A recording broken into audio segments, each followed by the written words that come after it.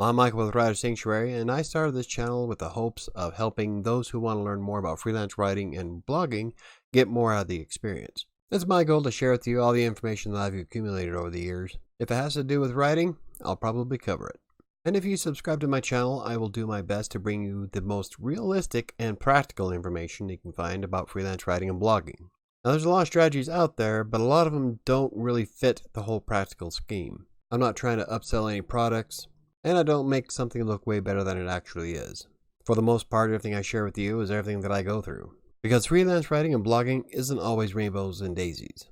Now, working from home takes a lot out of you, and in many ways is a hell of a lot harder than trying to work a 9-to-5 job. Now, don't get me wrong, there's a lot of benefits to working at home and being a freelance writer or even a blogger. And in many cases, you can make some bank.